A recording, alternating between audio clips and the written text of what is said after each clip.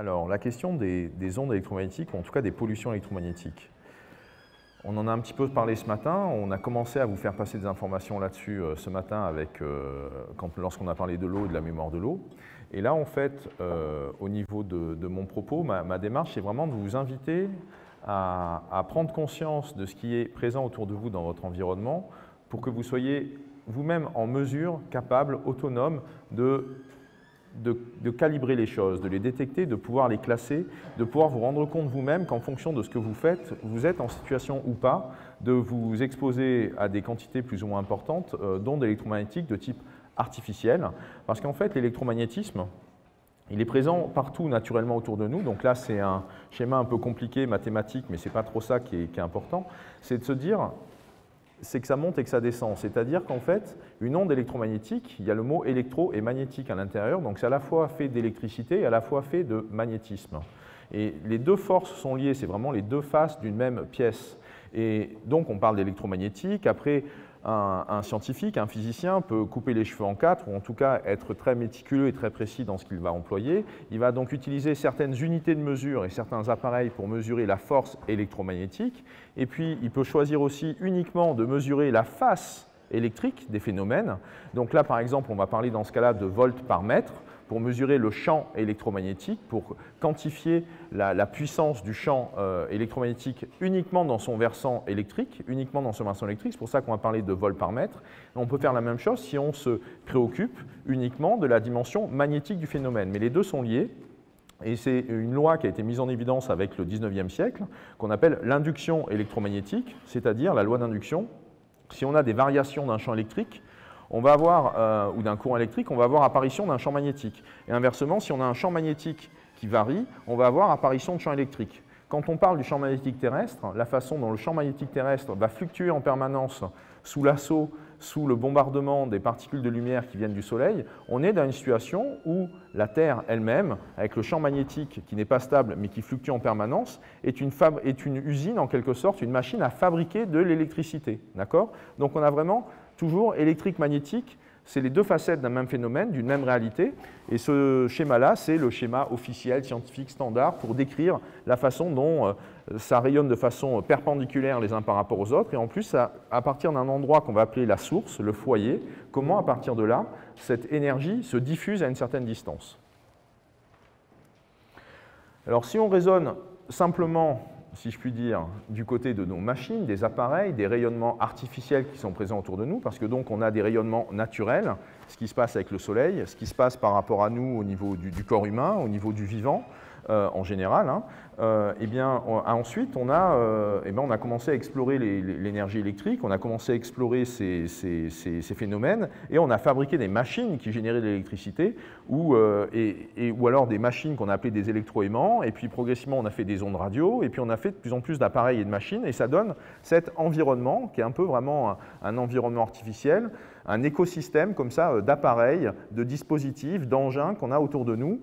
Et en bas, au niveau du schéma qui est présenté, je crois qu'il y a un petit curseur là, qui traîne par là, on va voir si ça marche, ouais, c'est ça. Vous voyez, donc ça, c'est ce qu'on appelle le spectre électromagnétique. Donc le spectre électromagnétique, en gros, il est infini. Il est infini vers le zéro, il est infini vers le plus grand. Entre les deux, la petite bande jaune là, qui est un petit peu amplifiée pour qu'on puisse la voir, ça correspond à la lumière visible. En dessous de la lumière visible, c'est l'infrarouge, au-dessus, c'est l'ultraviolet.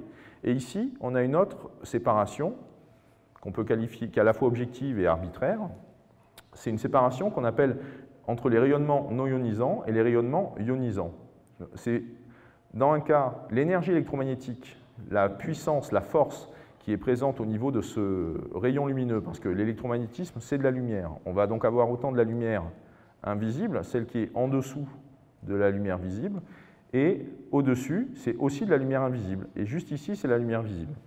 Donc on est entouré, nous sommes cernés par de la lumière invisible, et donc en fonction de cette puissance, soit ça endommage la matière, rayon X, rayon gamma, etc., soit ça n'endommage pas la matière, ou en tout cas ça ne va pas arracher des électrons autour des noyaux des atomes, et donc on va parler d'infrarouge, on va parler de micro-ondes, on va parler de fréquences radio, on va parler de basse fréquence. Et au niveau des appareils présents dans notre environnement, basse fréquence, ici c'est les lignes à haute tension, et c'est en général toute l'infrastructure électrique qui est présente dans les maisons, les câblages. Ce n'est pas les mêmes voltages. On va parler des lignes à très haute tension, puis de haute tension, puis de moyenne tension, puis de basse tension, etc., etc. Mais en tout cas, en termes de fréquence, on est dans la même catégorie de famille. On est à 50 Hz.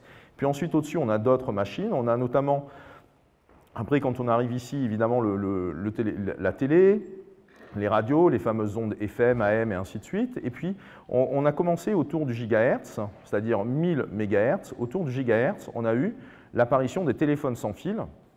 Et puis ensuite, ici, vers 2,4, on a le Wi-Fi, on a aussi la fréquence du four à micro-ondes. Et puis, on continue à monter, on a les radars, etc., etc. Donc, on a tout un environnement, c'est des appareils qui sont présents autour de nous, mais qui ajoutent des ondes électromagnétiques à un environnement naturel qui reçoit déjà des ondes électromagnétiques. Et il se trouve que ces ondes électromagnétiques artificielles, eh bien, elles vont, même si sur le plan de la physique, on peut les comparer aux ondes naturelles, elles ont des caractéristiques, parce qu'elles sont d'origine artificielle, qui se comportent différemment. Je répondrai peut-être à des questions là-dessus à la fin, mais en tout cas, il y a quelque chose, parce qu'elles sont faites par l'homme, parce qu'elles sont artificielles, parce qu'elles sont, on pourrait dire, c'est de la lumière de synthèse, elle a des caractéristiques qui font qu'elle diffère fondamentalement des ondes naturelles. Et comme ça diffère fondamentalement des ondes naturelles, eh bien, on ne le vit pas forcément de la même façon. Alors, autant on peut prendre des coups de soleil avec le soleil, autant en revanche avec le téléphone mobile ou le four à micro-ondes, ça peut ressembler à un coup de soleil, mais il n'y a pas que ça qui se passe au niveau du corps. Donc là, c'est une façon de dire différemment ce que je vous ai montré sur le tableau précédent. Donc on a les basses fréquences en haut, les hyperfréquences, c'est un autre nom qu'on donne au micro-ondes, en bas. Et c'est parce qu'en fait, en général, autant du côté des professionnels de ces questions que du côté des associations ou des personnes qui se préoccupent de pollution électromagnétique, c'est un peu le grand partage que l'on fait au niveau des ondes, celles qui sont basse fréquence, électricité et compagnie, donc ligne à haute tension, transformateur, électricité domestique. Donc ça veut dire que c'est tout ce qui est branché à une prise électrique, donc n'importe quel appareil. Donc tout ce qui est électroménager va être source d'un rayonnement basse fréquence par nature, par essence, parce que c'est branché sur une prise électrique. Les écrans, c'est la même chose, donc bien sûr, les luminaires, les lumières que vous avez chez vous, et puis derrière, on a, en fonction des technologies qu'on va utiliser pour nos ampoules, pour l'éclairage, eh bien ça va aussi générer des ondes électromagnétiques. Par nature, par essence, si c'est branché sur le circuit électrique, sur le réseau électrique, ça rayonne de la basse fréquence. Ça peut rayonner d'autres fréquences en plus de la basse fréquence, mais dès que c'est branché, ça rayonne de la basse fréquence de base. Après, on a les hyperfréquences. Donc les hyperfréquences, c'est cette grande famille qu'on appelle plus communément les micro-ondes. Et donc on a différentes technologies qui sont celles des technologies du téléphone mobile. Mais on a d'autres technologies. Qui parmi vous, par exemple, a un téléphone sans fil de maison? Allez, levez la main un peu plus haut que je vois un peu mieux. Donc, les téléphones sans fil, hein, quand vous téléphonez chez vous, vous êtes avec un téléphone sans fil chez vous, donc ok, vous êtes à peu près la moitié d'entre vous. Donc, le téléphone sans fil, il est sans fil, hein, et ça veut dire qu'il a une portée. Donc, par exemple, il a une portée de 100 mètres, 200 mètres, 300 mètres. C'est une technologie qu'on appelle le DECT, mais c'est surtout, il faut se dire que ce téléphone sans fil, eh bien, c'est comme un téléphone mobile, sauf qu'en fait, l'antenne relais que vous allez utiliser, ou le système qui va relayer le signal pour continuer à communiquer sur le réseau, c'est la petite borne, le petit socle sur lequel vous le remettez pour se recharger. On y reviendra un petit peu après si nécessaire, mais commencez déjà à vous dire qu'en fait, on parle beaucoup des téléphones mobiles, on parle beaucoup des antennes relais, mais le téléphone sans fil DECT, le fait de disposer d'un téléphone sans fil DECT, c'est une antenne relais à l'intérieur de chez vous, que vous avez chez vous, dans le couloir ou dans une pièce, et qui rayonne en général malheureusement en permanence. Alors certes, ça rayonne beaucoup moins qu'une antenne relais, mais ça participe d'un bruit de fond, d'une pollution ambiante, et qui est de type micro-ondes. Et ça, c'est propre à cette technologie-là, le fait que vous ayez comme ça une toute petite antenne relais à l'intérieur de chez vous, et qui correspond à l'endroit où vous mettez le téléphone pour le recharger. Il y a aussi les babyphones, qu'on appelle également écoute bébé, et en fait, j'ai découvert récemment qu'on appelle ça maintenant les veilles bébés. Donc si vous voyez passer le mot veille bébé, ça correspond aux écoutes bébés, ça correspond aux babyphones. C'est donc ces systèmes, qui parmi vous a déjà utilisé ces systèmes radio là, avec lesquels on peut entendre dans la cuisine ou ailleurs, à distance, le bruit qui fait ce qui se passe dans la chambre de l'enfant? Allez-y, levez un peu plus le main là, ok. Donc un petit quart d'entre vous, très bien. Il y a le Bluetooth, il y a le Wi-Fi. Le Wi-Fi, donc bien sûr, on va penser tout de suite à l'Internet sans fil, mais le Wi-Fi, c'est pas que ça. Toutes les manettes de jeux, de consoles maintenant, qui n'ont pas de fil, eh ben, elles communiquent comment? Elles fonctionnent comment? Elles fonctionnent en Wi-Fi. Enfin, la plupart d'entre elles. Il y en a certaines qui fonctionnent en infrarouge. Mais en tout cas, celle de la Nintendo, ça fonctionne en Wi-Fi. Celle de la PlayStation, ça fonctionne en Wi-Fi. À partir du moment où vous avez des systèmes sans fil, c'est qu'il y a une technologie c'est que ça rayonne et qu'il y a une technologie qui est derrière pour faire fonctionner ça. Et il se trouve que le Wi-Fi s'est un petit peu imposé. On a aussi les fours à micro-ondes et on a aussi des puces RFID. Qui sait ce que c'est une puce RFID parmi vous? Oh, vous êtes nombreux à connaître ça, super. Bon, si nécessaire, on posera une question, enfin, je serai à l'écoute de vos questions là-dessus à la fin. Alors là, si on fait un zoom un peu plus précis, comme ça, sur certaines technologies ou certains appareils qui sont présents chez vous, donc bien sûr, c'est cette histoire de téléphone mobile et d'antenne relais. On pourra en reparler, mais le film d'après en parlera beaucoup. On a aussi le DECT dont je viens de vous parler, hein, c'est cette idée d'une antenne relais chez soi. Et avec le Wi-Fi, on a le problème de la pollution passive. Qu'est-ce que c'est la pollution passive? C'est la même chose qu'avec le tabac, par exemple. C'est-à-dire, vous êtes non-fumeur, vous ne fumez pas, quelqu'un à côté de vous est en train de fumer une cigarette, et bien en fait, cette cigarette, elle va vous gêner, même si vous ne fumez pas vous-même. Et bien en fait, les technologies sans fil, pour le Wi-Fi en l'occurrence, par exemple, mais ça marche pour toutes les autres aussi, on est dans ce cas de figure-là. C'est-à-dire que vous avez un ordinateur portable chez vous, ou vous avez une tablette, et vous cherchez à aller sur Internet pour faire quelque chose, vous allez chercher un réseau Wi-Fi. Et là, en cherchant votre réseau Wi-Fi, vous allez voir apparaître une trentaine de réseaux Wi-Fi. Cette trentaine de réseaux, c'est tous les réseaux qui sont rayonnés par tous les appareils autour de chez vous. Et ce que capte votre tablette en vous le mettant sous les yeux noir sur blanc, ou en tout cas blanc sur bleu, ça dépend de la couleur de l'écran, eh bien c'est ce qui se passe aussi dans votre corps. Votre corps l'entend également, ce qui se passe au niveau de ce qu'on appelle le bruit de fond électromagnétique. Les écoutes bébés, donc 25% d'entre vous, à peu près un quart de la salle, voient très bien ce que je vais évoquer maintenant.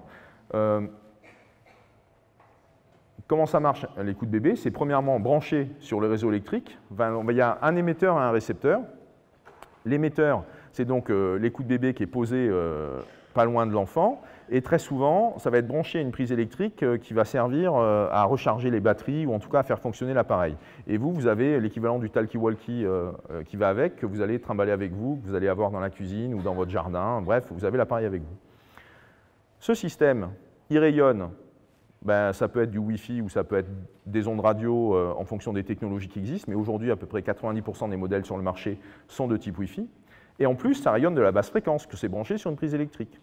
Okay. Donc le signal, le champ électromagnétique qui est rayonné autour de cet appareil, qui est donc la source, l'émetteur, et qui se propage autour, eh bien, si l'enfant est juste à côté, par exemple, si l'appareil est posé dans le berceau, eh bien, il est juste à côté. Comme il est juste à côté, il en prend beaucoup plus que s'il était un peu plus loin. On est vraiment sur des choses très, très basiques et très, très logiques. Et ce qui fait que c'est tellement basique et tellement logique que, par exemple, en Suisse, l'Office fédéral de la santé publique recommande une distance d'1 mètre entre l'enfant et le système qui est branché sur la prise, et au moins 50 cm entre l'enfant et le système qui sert d'émetteur ou en tout cas de micro pour relayer les informations. D'accord ? Donc, ce qui fait qu'en fait, très officiellement, dans certains pays qui sont très proches de nous, on a des recommandations très claires en termes de mise à distance d'un système qui rayonne, parce que ça, c'est la particularité des ondes électromagnétiques, c'est que plus on est loin de la source, même très peu, mais en tout cas, plus on s'éloigne de la source, plus vite l'exposition diminue. En gros, ça diminue 4 fois plus vite que la distance qui s'éloigne. Quand on est juste à côté, on est vraiment juste à côté du foyer, on baigne en plein dedans. On l'éloigne un tout petit peu, et bien déjà pour le corps, c'est comme si ça divisait par 4 la valeur de ce à quoi vous êtes exposé, on l'éloigne d'encore un peu plus, c'est la même chose. Il y a un effet comme ça géométrique qui est direct. Alors, autre élément, il y a eu une question ce matin là-dessus par rapport à l'eau, donc j'ai eu une réponse qui était sympathique puisqu'on a répété à plusieurs reprises le nom de poubelle. Mais donc le four à micro-ondes, qui parmi vous a un four à micro-ondes? Ou oh, pétard, plus que pour les écoutes bébés, fichtre. Alors donc, vous êtes à peu près donc, la moitié d'entre vous à avoir un four à micro-ondes. Je ne veux pas savoir si vous l'utilisez ou pas. En revanche, ce qu'il faut avoir en tête, c'est ça, c'est tester la fuite. Parce que donc le four à micro-ondes, on l'a dit ce matin, c'est pas bon pour l'eau. Okay ? Pourquoi? Parce qu'en fait, ça c'est de la physique, en tout cas c'est de la science naturelle, pourrait-on dire, c'est qu'en fait la molécule d'eau par rapport à comment elle se dispose dans l'espace, par rapport à ce qu'elle est, elle absorbe l'énergie électromagnétique. Et la fréquence électromagnétique, la fréquence d'énergie électromagnétique, la fréquence lumineuse, hein, à chaque fois qu'on utilise le mot électromagnétique, ayez toujours en tête qu'on peut substituer ça avec le mot lumière. Donc cette fréquence-là particulière, micro-ondes, eh bien celle que l'eau absorbe le mieux, c'est la fréquence du four à micro-ondes. C'est pour ça qu'on a mis cette fréquence sur cette fréquence-là qui est à 2,4 en gros gigahertz. Cette fréquence-là a été choisie parce que c'est la fréquence optimum en termes d'absorption de l'énergie électromagnétique par l'eau. Il y a très peu d'énergie à 2,4 qui arrive naturellement de notre environnement, on pourrait dire du bruit de fond cosmique, très très peu. Mais là, effectivement, il y en a beaucoup plus avec le four à micro-ondes. Et des mesures qui ont été faites, par exemple, chez les personnes, en laissant des sondes qui enregistraient sur la journée qu'est-ce qui se passe en termes d'exposition, qu'est-ce qui se passe en termes de rayonnement ambiant, dès qu'il y a le four à micro-ondes qui fonctionne, ça fait un pic. Un pic très important, ça fait un pic. Même si on l'utilise 3 fois dans la journée, 3 fois 30 secondes, à chaque fois, ça fait un pic. Bizarre, alors que, vous avez remarqué pour ceux qui ont un four à micro-ondes, le four à micro-ondes, c'est lourd. C'est lourd pourquoi? Parce que c'est blindé. Et c'est blindé pourquoi? Pour éviter que ça rayonne, que ça sorte à l'extérieur, que le rayonnement reste confiné à l'intérieur. Donc, on a des mesures qui nous disent que ça fait un pic, alors que normalement, ça ne doit pas sortir du four à micro-ondes. Ben, malheureusement, manque de bol, ça sort du four à micro-ondes. C'est pour ça qu'il faut tester la fuite. Et donc, un test, par exemple, que je peux vous inviter à faire, que j'ai mené à plusieurs reprises et qui est toujours, entre guillemets, rigolo, c'est le fait de mettre, par exemple, un téléphone mobile à l'intérieur de votre four à micro-ondes. Le four à micro-ondes reste éteint, c'est votre téléphone qui, lui, sera allumé, et vous enfermez votre téléphone mobile à l'intérieur et vous téléphonez à votre téléphone mobile. Si le téléphone mobile sonne, c'est que donc, en fait, le four à micro-ondes n'est pas étanche et que les rayonnements électromagnétiques peuvent rentrer à l'intérieur. Et s'ils peuvent rentrer à l'intérieur, c'est que ça peut sortir du four à micro-ondes. Donc, ma propre expérience au niveau de la quantité de tests que j'ai pu faire, c'est qu'à peu près 1 four sur 10, le téléphone ne sonne pas. Donc il y a 9 fours sur 10 où grosso modo ça sonne. Et l'endroit où en fait le four n'est pas étanche, c'est tout simplement le joint en caoutchouc au niveau de la porte. C'est par là que ça rentre ou que ça sort. Mais ce qu'il faut savoir, et c'est pour ça que par exemple dans certains contextes on dit quand vous utilisez un four à micro-ondes, ne restez pas devant, etc., c'est qu'officiellement ça ne doit pas rayonner, ça doit rester confiné à l'intérieur, mais dans les faits, c'est une très grosse source, simplement dans le pic, pas dans la durée dans la journée, hein, simplement dans la puissance de rayonnement, puisqu'on est avec des trucs de l'ordre de 2400 watts, enfin c'est des puissances assez importantes, alors que le Wi-Fi, par exemple, on est sur 250 milliwatts. Hein, sur un modem Wi-Fi, enfin en tout cas une box Wi-Fi, ça va être en général ça. Quand on est à 500 milliwatts, on considère qu'elle est très puissante. Donc je reviens sur le four à micro-ondes.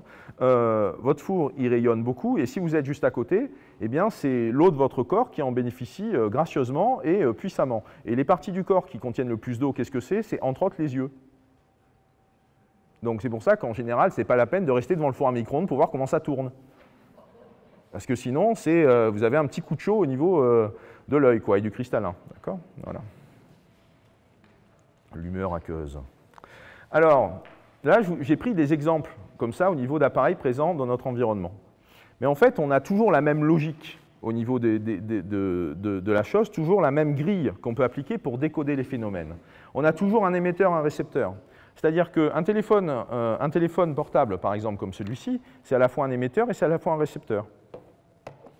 Un ordinateur qui est relié en Wi-Fi ou une tablette, c'est à la fois un émetteur et à la fois un récepteur. L'antenne relais, elle est à la fois en train de recevoir un signal quand vous émettez par votre téléphone mobile, et à la fois votre téléphone mobile qui vous permet d'être en relation avec un correspondant, il reçoit un signal qui est émis par l'antenne. Okay, donc les pollutions électromagnétiques se caractérisent toujours par cette notion, quelque chose qui est émetteur est aussi récepteur. Et en général, quelque chose qui est récepteur peut être aussi émetteur. On a toujours cette idée du terminal et de la station de base. Le terminal, c'est effectivement l'appareil avec lequel vous êtes relié au système qui vous permet ensuite de continuer à être dans le réseau. Donc c'est par exemple la tablette ou l'ordinateur portable posé sur les genoux qui fait du Wi-Fi. Là, le terminal, c'est l'ordinateur, et la station de base, celle qui fait l'interface, le lien pour aller plus loin dans le réseau, ça va être le modem, par exemple. C'est la même chose au niveau du fameux Linky, hein, dont on reparlera, je pense, à plusieurs reprises, au niveau de vos questions. On va avoir le compteur qui est le terminal, et ce compteur terminal envoie des infos plus loin dans le réseau, qui agrège et qui fait office un peu comme ça de carrefour au niveau des informations qu'il reçoit, et bien sûr des énergies électromagnétiques qui sont émises et reçues. Un autre élément qui est intéressant, c'est que la pollution électromagnétique, il faut toujours la caractériser, enfin, elle va toujours... on peut la qualifier, elle va être proche ou elle va être lointaine. C'est-à-dire que par exemple, j'ai mon téléphone ici contre l'oreille, c'est un rayonnement proche. Si par contre, je suis en train de marcher dans la rue, il y a une antenne relais, ça c'est une exposition lointaine, ou en tout cas la pollution est d'ordre lointaine. Et c'est la même chose au niveau du aigu et du faible, où en fait, une antenne relais, ça va rayonner, enfin surtout si on est à une certaine distance de l'antenne, ça va contribuer faiblement au bruit de fond électromagnétique, alors que le téléphone portable, où j'évoquais l'exemple du four à micro-ondes juste avant, ça va être un rayonnement aigu, on va être avec des valeurs importantes. Donc on peut tout à fait avoir des pollutions électromagnétiques ou des niveaux de rayonnement d'une source qui va être un appareil, un émetteur qui va rayonner de façon faible, qui peut être proche ou qui peut être lointain. Et puis on peut avoir des choses qui vont rayonner beaucoup, le fameux foyer, enfin ou le four à micro-ondes quand on le fait fonctionner, ça va être un rayonnement aigu, et on peut être proche ou on peut être lointain par rapport à ce rayonnement qui va être aigu. Oui.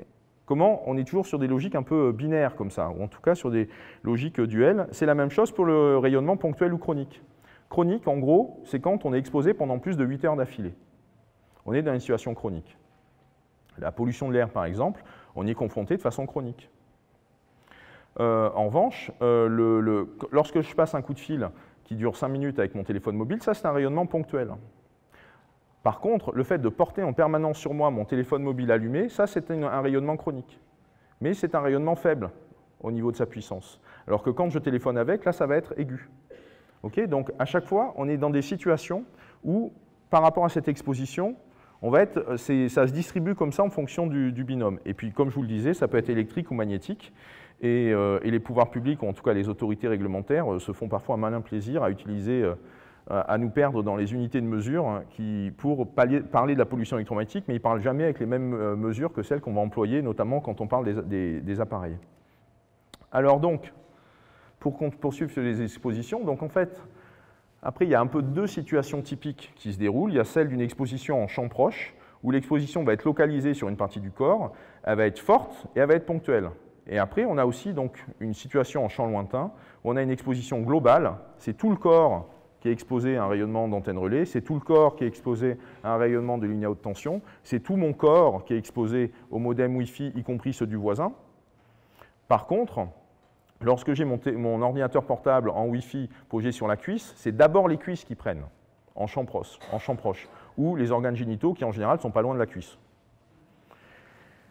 En général, parce que bon, il y a des variations. Bon, okay. Alors, le bruit de fond moyen, il a été multiplié par 10, micro-ondes, il a été multiplié par 10 en 15 ans. Donc ça, c'est une donnée à avoir en tête, essentielle. Essentielle. Et là aussi, c'est extrêmement logique, c'est extrêmement simple. Qu'est-ce qui existait avant le développement de l'Internet sans fil et des téléphones mobiles? On avait uniquement la radio et la télé. Et donc, en fait, il y a des campagnes de mesure qui ont été faites, là en l'occurrence, c'est dans la campagne en Suisse, en ville et en campagne. Ils ont fait des mesures, et ils ont mesuré tout ce qu'il y avait au niveau du bruit de fond électromagnétique. Ils ont mesuré donc autant les rayonnements liés à tout ce qui est Internet sans fil et téléphone mobile, et ils ont mesuré aussi tout ce qui était lié aux radios et aux télés. Et en fait, ils se sont rendus compte que la proportion des rayonnements radio-télé représentait 10% de l'ensemble. Donc ça veut dire que depuis 1992, on s'est rajouté beaucoup de rayonnements. Là encore, ça en plus, c'est des mesures qui datent des années 2009-2010. Donc ça ne prend pas forcément en compte toutes les nouvelles fréquences d'aujourd'hui. Mais déjà, c'est un bon ordre de grandeur. Et donc, tout ce qui était radio-télé, uniquement 10% du total. Donc ce qui fait qu'auparavant, il n'y avait que radio et télé. Donc, ce qui fait qu'en fait, en 15 ans, on a multiplié par 10 le bruit de fond artificiel en termes de pollution électromagnétique. On pourrait dire le parasitage, les interférences, une espèce de brouillard qu'on ne voit pas, mais qui est fabriqué par nos machines et qu'on a fabriqué nous-mêmes, hein, parce que ce n'est pas nos machines qui sont comme ça les grandes fautives, c'est nous-mêmes dans notre façon de les concevoir, parce qu'on a refusé d'envisager des aspects qui avaient été identifiés dans certains labos de recherche, mais qui n'ont pas été considérés comme recevables et dignes d'attention et d'intérêt par les concepteurs, et notamment derrière, bien sûr, par les fabricants de ces appareils-là.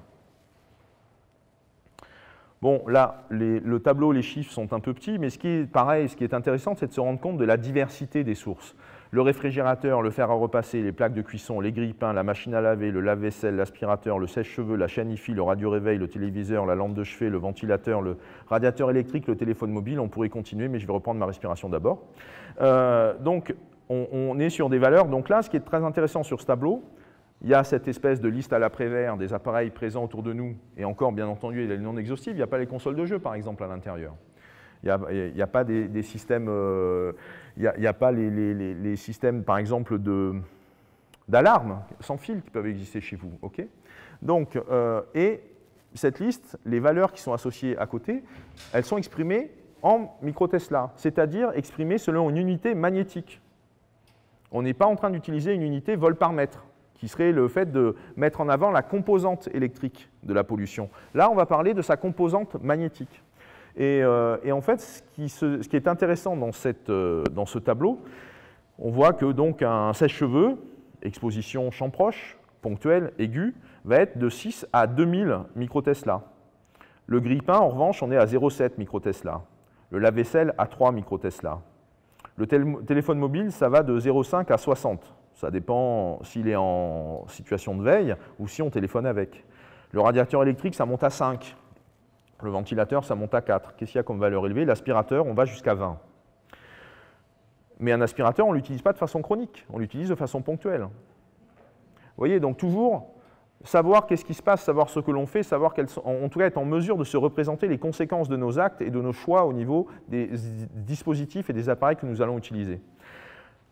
Pourquoi c'est intéressant ce tableau où les rayonnements sont exprimés avec des valeurs de type champ magnétique? Parce qu'en fait, c'est un certain nombre d'études, et en particulier celles qui se sont préoccupées du risque de leucémie infantile lié à la proximité de lignes électriques, ont documenté les choses à partir de mesures de champ magnétique. Donc si on rapproche d'un côté l'espèce de mesure de notre environnement autour de nous en termes de champ magnétique, et puis ce qui ressort des études qui ont été, c'est depuis 79 ou 77, mais vous aurez, il y a un petit moment là-dessus dans le film, où c'est un des premiers risques qui a été vraiment documenté et mis en évidence au niveau du grand public, c'est le risque de leucémie infantile. Si on dépasse une exposition chronique à 0,2 ou 0,4 microtesla, on aura une augmentation de plus 69% du risque de leucémie infantile. Par ailleurs, ça c'est une étude qui date de l'année 2000, si on dépasse les 1,6 microtesla, en termes, là c'est des expositions ponctuelles, on passe sur des taux de fausse couche de 20%. Les moyennes en général étant de 8%. Donc on a quasiment un triplement du risque de fausse couche dans les 3 premiers mois de la grossesse, simplement parce que dans la journée, on est confronté à des pics de rayonnement basse fréquence, bon, évidemment, enfin de rayonnement de champ magnétique, ça concerne bien sûr les femmes. C'est une étude qui a été menée auprès de 1000 secrétaires qui travaillaient dans un environnement bureautique. Alors, comment les bons réflexes, comment faire face à tout ça? En fait, il n'y a pas 36 solutions, ou en tout cas, elles sont, là aussi, allons dans le simple, allons dans l'élémentaire. La première chose, c'est de limiter le nombre, enfin limiter son exposition, c'est-à-dire éviter de s'exposer, couper à la source. Donc, réduire l'exposition à la source, mais après, c'est en fonction de nos pratiques et de nos comportements quotidiens qu'on va pouvoir agir là-dessus. Et il y a des études qui l'ont montré, quand vous utilisez beaucoup un téléphone mobile, la première source de votre exposition, c'est le téléphone mobile. Quand vous utilisez beaucoup le Wi-Fi, la première source de votre exposition, c'est le Wi-Fi. Si vous utilisez beaucoup, parce qu'il y a des personnes qui font ça, le four à micro-ondes, c'est le four à micro-ondes. Okay, donc, en fonction de comment vous vous comportez, en fonction des appareils que vous utilisez, si vous utilisez votre téléphone collé à l'oreille, ici comme ça, ou avec l'oreillette, eh bien, simplement en jouant sur ce paramètre-là, vous allez réduire votre niveau d'exposition. Privilégier le filaire, donc ça c'est la fameuse histoire du DECT, on peut téléphoner avec un fil, avec un téléphone à fil. Donc on est moins en train de se balader dans son jardin ou dans son couloir ou tout ça, mais là on rigole, mais dites-vous bien que le téléphone sans fil, ou en tout cas les risques de tumeurs cérébrales associés à l'utilisation d'un téléphone mobile, en gros avec le téléphone sans fil de la maison, c'est la même chose. Donc, ce n'est pas parce que vous utilisez le sans-fil pendant des heures d'affilée que vous diminuez le risque parce que le téléphone mobile, c'est dangereux. C'est grosso modo kiff-kiff bourricot, bourricot kiff-kiff. C'est très, très similaire. Donc, éteindre ou mettre à distance les appareils qui rayonnent. Exemple, l'histoire des babyphones. Et puis, couper la nuit, quoi. Parce que la nuit, c'est bien que le corps il fasse un peu sa régénération, qu'il se repose, qu'il récupère, qu'il fasse un peu cette espèce de remise à niveau, y compris hormonale. Donc en fait, de couper la nuit tout ce qui est mobile, Wi-Fi, DECT, parce qu'en général, vous n'attendez pas de coup de fil pendant la nuit. En général, bon, ben, c'est bon, on ne va pas télécharger des téraoctets de films ou des gigaoctets de données diverses et variées pendant la nuit. Donc voilà, on peut peut-être qu'on peut envisager qu'il soit possible, voire simple, de couper la nuit ce genre d'appareil. Après, on a des situations à risque. Alors, les situations à risque, ben, les premières personnes à risque concernées, ce sont les enfants et les femmes enceintes. Les enfants, j'y reviendrai un petit peu après. Donc, les femmes enceintes, parce que, qu'est-ce qui se passe quand on est enceinte? Non seulement on est enceinte, non seulement il y a un organisme, mais il y a aussi beaucoup d'eau. Et donc, ben voilà, comme il y a beaucoup d'eau, et ben automatiquement, les pollutions électromagnétiques vont avoir un effet plus important, puisque l'organisme est rempli d'eau. Et après, il y a aussi des variations hormonales qui expliquent des sensibilités particulières, mais tout ça est un petit peu relié, puisque une des conséquences de la pollution électromagnétique, on l'a évoqué, je l'ai entendu dans certains ateliers dans la journée également, c'est que ça modifie nos sécrétions hormonales. Donc voilà, on est dans des systèmes, le corps humain est un système adaptatif qui fait face au stress et aux agressions de l'extérieur. Mais il sait faire face à des agressions qui sont ponctuelles. Si l'agression est chronique, à un moment donné, il n'est plus en mesure de faire face et il s'effondre, et c'est là où on a des maladies un peu plus graves qui apparaissent. Donc, situation des publics à risque, ou en tout cas plus sensibles que d'autres, beaucoup plus sensibles que d'autres, c'est la femme enceinte et les enfants. Des situations à risque, c'est dès qu'on a des structures métalliques. Parce que ces structures métalliques, c'est comme la lumière visible avec un miroir. Dans la structure métallique, les ondes électromagnétiques, elles rebondissent. Elles rebondissent à l'intérieur. Donc là, on évoque, parce que c'est les cas les plus fréquents ou les plus forts, les plus marquants, la voiture, le train, le bus, les parkings souterrains. Mais ça va être aussi, si vous avez beaucoup chez vous de meubles métalliques, par exemple, de mobilier métallique, eh bien ça va rebondir avec cela. Si vous vous amusez, par exemple, si vous avez des rideaux métalliques, ça peut rebondir aussi à l'intérieur. Enfin voilà, il y a beaucoup de situations de cet ordre-là. Mauvaise réception, ce n'est pas uniquement parce que c'est lié au parking souterrain, ça c'est une des conséquences, mais la mauvaise réception, ce qu'il faut se dire, c'est qu'en gros un téléphone mobile, ça rayonne 2 fois plus à chaque fois qu'il y a une barre en moins. Donc les conditions idéales à 5 barres, c'est le moment où le téléphone va forcer et rayonner le moins pour garder la connexion avec l'antenne relais. Le téléphone, c'est un système intelligent, c'est-à-dire qu'on lui a donné une mission, c'est conserver la liaison, conserver la connexion, conserver la communication. Et donc, si vous êtes en mouvement, si vous êtes en train de vous déplacer, si vous vous déplacez très vite, ou si vous êtes dans des situations où les conditions ne sont pas très bonnes pour garder la connexion, et bien, il va rayonner plus fort pour être certain de garder la connexion. Et donc, à chaque fois que vous avez une barre en moins, ça double le rayonnement du téléphone mobile. Donc vous imaginez, quand vous êtes avec 2 barres ou une barre, la quantité de rayonnement que ça fait à peu près 2 fois 2 fois 2, enfin il y a un effet comme ça factoriel. En juste quelques mots sur les effets pour vous montrer des choses intéressantes. Donc là, enfin on l'espère, là par exemple au niveau des risques de tumeurs associés au téléphone portable, ça ce sont celles qui ont été mises en évidence depuis 1999 en gros. Donc depuis 1999, la littérature scientifique qui trouve des choses, ce qu'elle trouve, ce sont des choses de cet ordre-là. C'est-à-dire les différents types de tumeurs au niveau des yeux, au niveau des glandes salivaires, au niveau de l'oreille, les fameux neurinomes acoustiques, au niveau du gliome, c'est-à-dire des cellules gliales qui entourent les neurones du cerveau. On a aussi un autre type de cancer qui existe, c'est les astrocytomes, ça c'est au niveau du tronc cérébral. À cette époque-là, il n'y avait pas encore eu beaucoup d'études là-dessus. Mais en tout cas, les tumeurs cérébrales, elles sont de plusieurs types. Ce n'est pas un seul type, il y a plusieurs types de tumeurs. Et ça fait assez longtemps qu'on a des signaux qui se sont accumulés dans ce sens-là. Une étude la plus célèbre, qui a entendu parler de l'étude Interphone? Ok, donc l'étude Interphone, c'est une étude qui a été entamée en 1999, qui avait pour mission, comme objectif noble, de clarifier une fois pour toutes la situation sur le risque des tumeurs cérébrales associées à l'usage du téléphone mobile. Et donc elle avait pour méthodologie de de faire le point, donc on est dans les années 99, 2000, 2001, 2002, de faire le point auprès des personnes qui avaient été exposées pendant 5 ans ou pendant 10 ans à des téléphones portables pour estimer s'il y avait un risque accru ou pas de faire des tumeurs cérébrales. Donc ce n'était pas les situations de maintenant. Et puis donc en 2005, on a eu des études qui ont commencé à sortir. Il y avait 13 pays qui étaient impliqués. C'était une grande étude multinationale, puisqu'elle était notamment financée par l'OMS et par l'Union européenne. Et donc, à partir des années 2005, on a eu des études partielles, c'est-à-dire propres à Israël, propres au Japon, propres à l'Australie, propres à la France, qui sont parues. Et certaines disaient qu'il n'y avait pas de risque, et d'autres disaient que le risque était plutôt doublé, voire triplé. Et on n'avait toujours pas les conclusions définitives, on avait juste des études partielles. Et puis on a eu des chercheurs indépendants qui ont bossé sur les résultats des études partielles, qui les ont agrégés, et puis ça commençait à donner des risques très importants d'augmentation des tumeurs. Donc on avait une réponse, mais ce n'était pas la réponse officielle. La réponse officielle, on l'a eue en gros en 2011. C'est en 2011 que les conclusions complètes, l'étude globale de Interphone est sortie, et les résultats étant tellement là, même si en gros c'était calculé de façon à pondérer certains risques, etc., qu'en 2013, l'OMS n'a pas eu le choix, que les équipes, le groupe de travail de l'OMS qui était chargé des questions liées à la santé, au risque de tumeurs cérébrales associées au téléphone portable, ce qu'on appelle dans le jargon technique l'exposition aux radiofréquences, eh bien, ils ont monté le curseur d'un cran en disant « on a un risque possible de tumeur cérébrale ». La même chose avait été faite en 2001 par rapport aux leucémies et aux risques liés à l'exposition aux basses fréquences. C'est en 2001 que le même comité a produit cette conclusion-là avec des premières études qui dataient des années 78-79.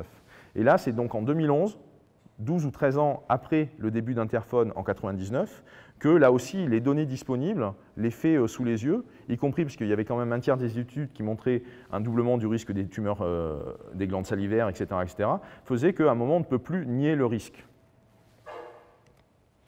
Donc Mobile et Cancer, oui, il est doublé au-delà des 10 ans d'utilisation. Il est également, il augmente bien sûr chez les gros utilisateurs, sachant que dans les travaux d'Interphone, par exemple, les gros utilisateurs, c'était 1 heure par semaine. Donc là, on va dire 30 minutes par jour, mobile et ou sans fil. Il y a une relation dose-réponse. Plus vous en faites, plus le risque augmente. Et il y a aussi une relation âge-risque. Plus vous êtes jeune, plus le risque augmente. On est jeune, on revient aux enfants. Donc ça, c'est une image historique que vous avez sans doute pas eu l'occasion de voir. Ça date d'une étude de 1996. Première simulation de comment des tissus, un enfant, un adulte, ou en tout cas un enfant de 10 ans et un autre de 5 ans, comment en fait un même téléphone mobile, un même rayonnement va pénétrer plus profondément dans la tête. C'est-à-dire que la source rayonne autant. C'est simplement les tissus, les matériaux, la chair, le cartilage, les os, même le diamètre de la tête, étant anatomiquement différents, le rayonnement va plus en profondeur. Ça, c'est un des facteurs pour lesquels les enfants sont un public à risque, ou un public sensible plus important que les autres. Il y en a un autre, c'est le fait qu'on est sur des organismes en pleine croissance, donc où la prolifération cellulaire est plus rapide et plus importante. Donc si ça déconne, s'il y a des aberrations chromosomiques, et si donc on a une situation d'amorçage du risque cancéreux, ça va partir en flèche. Troisième facteur, clé, c'est que si on commence à s'exposer jeune, ça veut dire que si on a un risque de tumeur, là on est vraiment en train de faire un focus ou un zoom sur le risque lié au téléphone portable, mais si donc vous commencez à utiliser un téléphone portable à l'âge de 15 ans, si le risque est doublé ou triplé, on va dire à 2,5 fois, au-delà des 10 ans d'utilisation, ça veut dire que c'est à 25 ans que vous avez ce risque-là qui augmente. Alors que si vous avez commencé à téléphoner à 35 ans, c'est à 45 ans que le risque apparaît.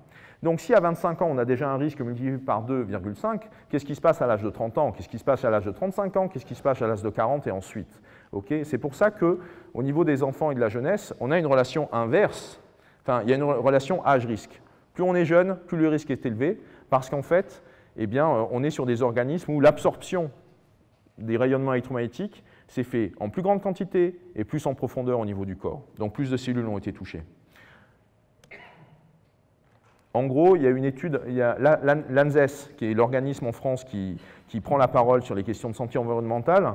Les circonstances font que c'est en juillet 2016 qu'ils ont rendu un rapport sur l'exposition des enfants aux radiofréquences. Et parmi les pépites que contient ce rapport, qui est un rapport extrêmement important à ne absolument pas minorer au niveau de ce qu'il dit en termes de prise de position officielle par rapport à certains risques liés au téléphone portable et à l'exposition aux radiofréquences, il y a marqué donc noir sur blanc, simplement les experts se font l'écho de ce que la littérature scientifique contient comme information, x10 la quantité de rayonnement électromagnétique par rapport à un adulte qui est absorbée par la moelle osseuse d'un enfant, x10. Okay. Et au niveau de la quantité de téléphone portable, la quantité de rayonnement qui va être absorbée par le corps, à quantité d'énergie équivalente rayonnée par un émetteur, rayonnée par le téléphone, pour l'enfant, on va être en moyenne à plus 40%. Simplement parce qu'on est sur des différences des tissus, des différences de dimension, de taille.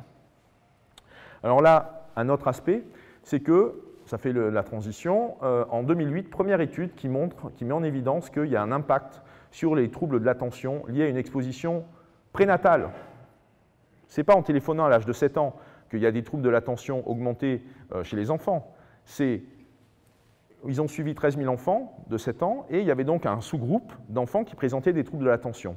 Et en analysant les conditions, les situations de ce sous-groupe d'enfants qui présentaient des troubles de l'attention, on s'est rendu compte que c'est lorsqu'ils ont été exposés in utero, en prénatal, durant la grossesse, qu'il y a plus 54% de chances de présenter des troubles de l'attention. Ce qui est intéressant, c'est que cette étude, parce qu'on peut se dire, à un moment donné, on le sait, on peut faire dire ce qu'on veut aux statistiques, ils ont exploré la relation au niveau des antécédents psychiatriques. Ils ont exploré aussi la relation liée au tabac ou à l'alcool. Et il n'y a pas de corrélation. La corrélation apparaît uniquement quand on prend en compte le facteur de l'utilisation du téléphone mobile par la maman lorsqu'elle était durant sa grossesse. Voilà. Donc c'est la première étude, c'est ce qu'on appelle dans le jargon une étude exploratoire, mais elle a posé quelque chose qui vient faire écho avec le rapport de l'ANSES de juillet 2016, puisqu'il contient noir sur blanc ce rapport dans ses conclusions qui ont été rendues publiques, que le téléphone portable n'intervient pas sur la biologie, sur tel aspect, tel aspect, tel aspect. En revanche, la littérature scientifique met en évidence un impact sur les fonctions cognitives de l'enfant, sur l'attention, sur la mémoire et sur les fonctions exécutoires, c'est-à-dire le fait de prendre des décisions, le fait d'avoir l'esprit clair. Okay ? Il y a une conséquence sur la cognition des enfants par rapport à l'utilisation du téléphone portable. C'est marqué noir sur blanc dans des rapports que régulièrement on critique parce qu'on ne les trouve pas assez audacieux dans leur façon d'être préventifs en matière de santé environnementale. Bon, après, par ailleurs, il a été mis en évidence depuis longtemps maintenant que le téléphone portable est donc une arme de contraceptive. Hein. Voilà, c'est l'un des meilleurs contraceptifs qui soit. En gros, on a une qualité de sperme 10 fois moins importante chez l'homme, enfin de moins bonne qualité, directement corrélée à l'utilisation du mobile. Et c'est corrélé avec donc, la quantité d'énergie rayonnée par le téléphone, c'est ça que veut dire le DAS en gros, et aussi le temps d'exposition. Et puis chez la femme, c'est ce que je vous évoquais tout à l'heure, le risque de fausse couche qui est accru. Là, on revient on utilise à nouveau le champ magnétique comme la composante magnétique comme indice pour vérifier les risques. Et là, en fait, ça c'est un peu un panel ou un tableau de ce qui a été mis en évidence. Et la plupart de ces études, les 3/4 de ces études, en fait, portent sur des expositions professionnelles. Et là, la première d'entre elles, en tout cas celle qui est majeure et très importante, c'est celle-ci. Hop, voilà, celle-là. Leucémie, cancer du poumon. Une étude faite, qui a débuté en 1989, qui concernait 223 000 salariés, dont 170 000 de chez EDF. Et on a mis en évidence des risques triplés de leucémie myéloïde chez les professionnels qui étaient le plus exposés à des rayonnements basse fréquence, d'autres leucémies enfin, voilà, liées à leur exposition, et aussi, ça a été l'objet d'une autre étude, un cancer du poumon qui était triplé. Et ça, cette étude-là, cette seconde étude qui a été publiée, elle a signé l'arrêt de mort du projet. EDF a arrêté de le financer. Les deux autres entreprises qui participaient, c'était deux entreprises canadiennes, québécoises. Et donc, le chef de projet a été mis au placard. Il manageait une équipe de 25 personnes. Il a managé cette équipe de 1989 à 1994. Il a mis en évidence des choses. On est sur des nombres très élevés. Ça concerne l'institutionnel français, l'État dans l'État, EDF. Mais il est allé un cran trop loin en affirmant que, selon lui, en tant qu'épidémiologiste, les signaux qu'il avait sous les yeux, ce n'était pas du hasard. C'était très étonnant comme corrélation. Et j'ai eu la chance de le rencontrer au Québec, et c'est comme ça que j'ai eu beaucoup de détails sur le contexte de cette étude. Qu'est-ce qu'on peut évoquer après? Donc l'étude qui est ici en bas, c'est celle que je vous évoquais sur le risque d'avortement dans les 3 premiers mois. Donc en gros, dans les 3 premiers mois, si on fait de la pollution, si on est en tout cas dans des situations d'exposition électromagnétique assez élevées chez les femmes, ça augmente le risque d'avortement. Et si c'est dans les 3 derniers mois, ça augmente le risque de troubles de l'attention. Vous pouvez choisir un peu ce que vous voulez. Au milieu, vous pouvez prendre du quinton, éventuellement de l'eau de mer, un peu pour atténuer les choses. Donc ce qui est intéressant, c'est la valeur, le pic 1,6 microtesla. On est sur un risque donc qui est doublé, 20% contre 8% parmi 1000 femmes. C'est une étude qui a été faite donc en Corée, publiée en 2002. Je vais m'arrêter là pour l'instant. On a un film qui va suivre et surtout, je tiens à ce qu'on garde un temps de questions ensemble. Je suis à votre disposition.